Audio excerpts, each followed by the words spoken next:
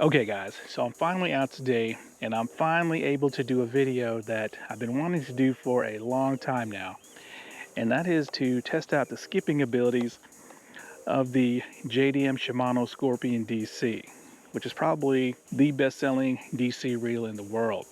And right now, due to the fact that the US dollar is really strong against the yen, you can have this reel for way cheaper than you would a USDM CURADO DC. Now with the CURADO DC as well as the SLX DC, with their IDC4 systems, they have what I guess they call the wind or skipping mode, which is the max brake setting. I believe it's number 4. And I've proven in videos that it's actually very forgiving for a novice skipper like myself. If you want to check that video out, look for this thumbnail. Now the thing about the Scorpion DC is that this has 3 wind modes. So how that works is that you got your 3 internal line settings, and within each internal line setting, you got the external dial that has the W for wind mode or max braking. So today, not only are we going to test out to see if the Scorpion DC is forgiving, but we're going to test it out in all 3 line modes. Now, in my previous skipping tests with the SLX DC, TATULA SV, and I think maybe the LEWS Pro SP, I used a moderate action crankbait rod that loaded up this lure really well, and the lure is the G-Crack Spiron. But for this test, since I couldn't find that rod, I opted to use the 6'8" medium Bantam, which has more of a fast action. As you can see, the weight of this lure barely bends the tip. So this rod is going to be far less forgiving as far as I guess my skip stroke. Now I got 12-pound monofilament spooled up on the Scorpion. Spool tension is set to just minimize side-to-side play. So it's a really fast fall.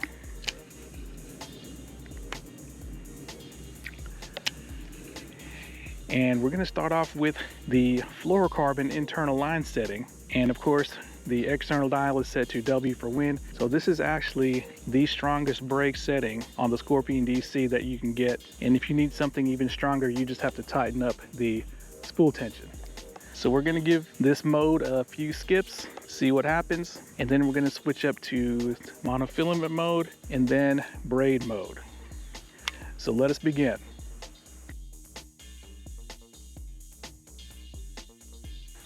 Now using this much stiffer fast action rod is probably going to be more indicative of what people would use skipping things like jigs and soft plastics that use single hooks. So let us begin. Alright, had a nice little easy skip there. Alright, so that was a bad skip on my part. The blow up wasn't too bad. Now of course, people who are very experienced at skipping can skip any reel, but this is to see how the Scorpion does with a novice skipper like myself. All right, so not the best skip in the world, but all right, so right there, the first skip was right there. So that was a bad skip. Scorpion so far very forgiving.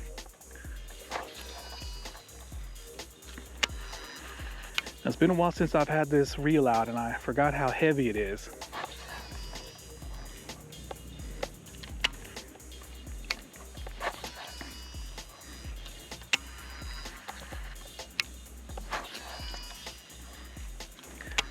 Okay, put a little bit more oomph into that one.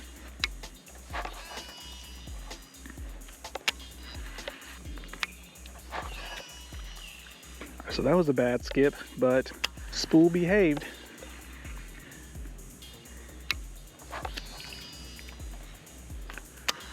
All right, so fluorocarbon mode in the wind setting is actually pretty forgiving.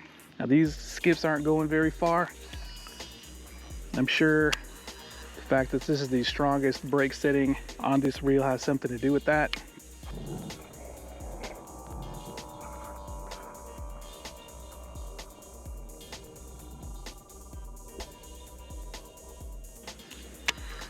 We'll do a couple more, and then we're going to go to the monofilament mode.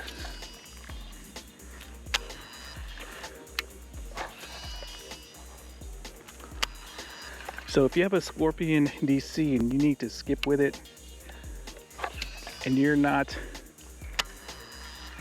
very experienced at skipping like myself, then it looks like this is the mode that you need to put it into, which is fluorocarbon internally, and then of course W on the external dial.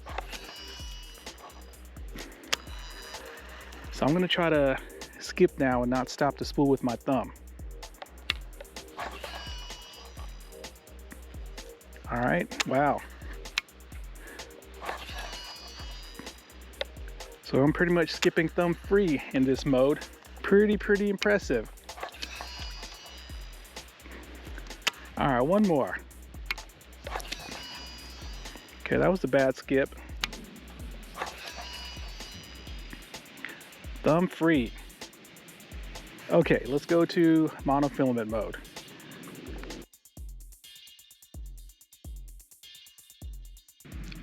Okay, so internally I switched the setting to N for nylon, or same as monofilament. I got the external dial set to the W or wind mode, and this is going to be a good test because the nylon or monofilament mode is far less break than the fluorocarbon mode. So I'm pretty sure we're going to see some blow ups. Here we go.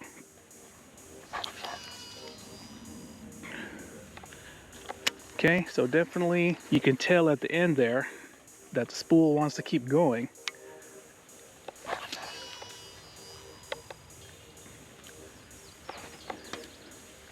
So thumb free is not really going to be doable, but it seems like the skips are going a little bit farther.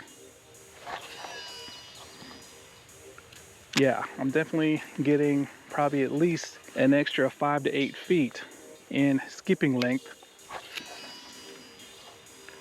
on some of these skips. But yeah, that was a bad skip. Had a little backlash at the end there, but nothing too severe, which is good news.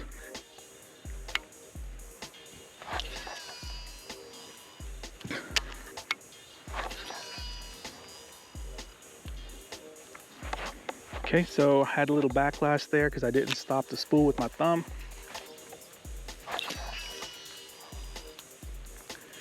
Okay, so that was a bad skip. The lure hit the water there and then skipped out about 25 feet, but the blow up wasn't severe, so that's good.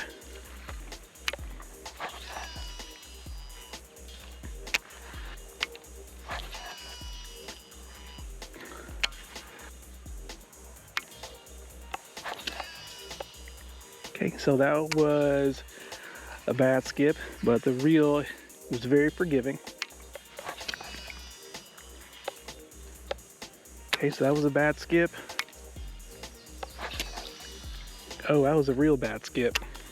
It's kind of funny, I've been fishing bait finesse exclusively for like the last month or so, and holding such a heavy combo versus, you know, a BFS combo, it's making my hand cramp.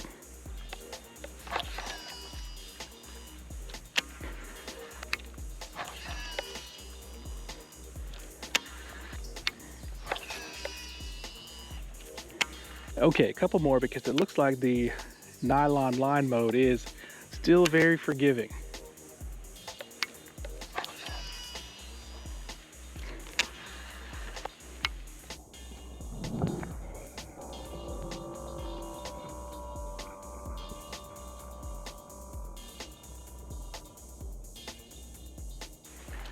There we go. I was able to skip up under that overhanging tree.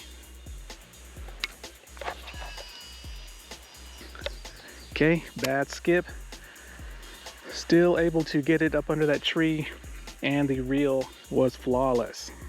So let's go into the braid mode.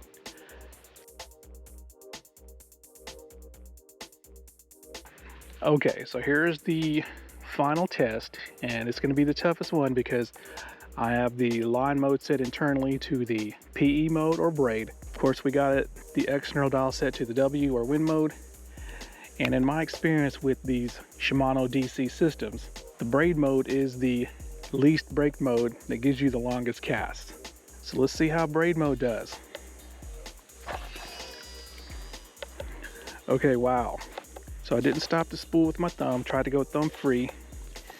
And you can see that spool was spinning after the skip stopped. Didn't really see any kind of advantage in extra skipping distance, at least on that one. But we're gonna do a few more.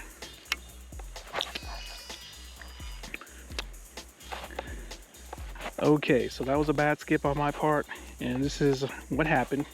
Nothing too catastrophic. It's not one of these blow-ups that got deep into the spool that could potentially end your day. All right, let me try to do better with my skip stroke. So I'm having to do that thing where I lift the rod tip up at the end in order to kind of clear out any kind of small loose coils at the end of the cast. But you can definitely tell the spool is spinning up way faster, especially versus the fluorocarbon mode.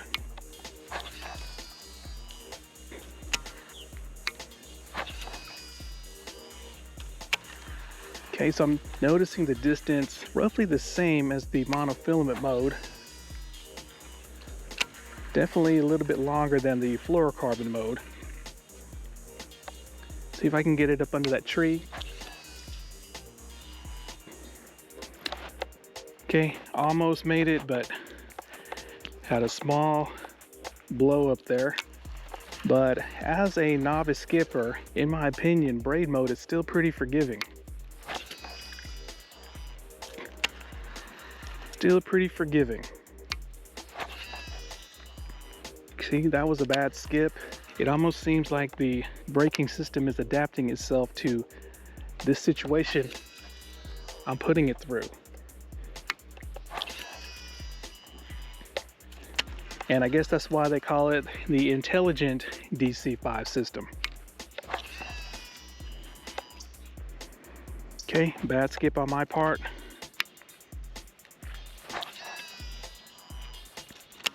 So I'm not really seeing any advantage for the braid line mode over the monofilament line mode as far as skipping distance.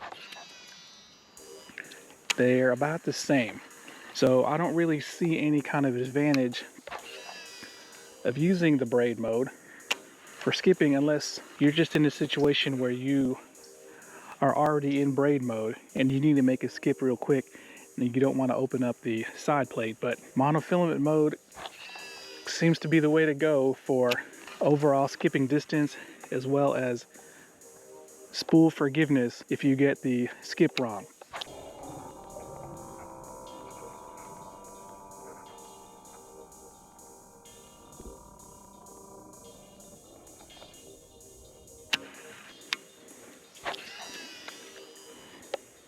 Okay, bad skip there.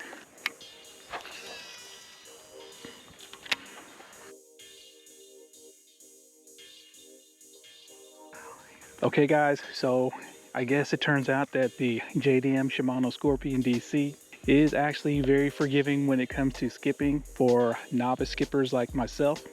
So if you have one of these reels and you need to, I guess, practice skipping or do some skipping, then hopefully this helps you out, as it looks like all three line modes in the wind setting seem to be very forgiving. But in my opinion, I believe that the monofilament line setting is going to be the best overall setting for skipping, of course with the external dial set to W or wind mode.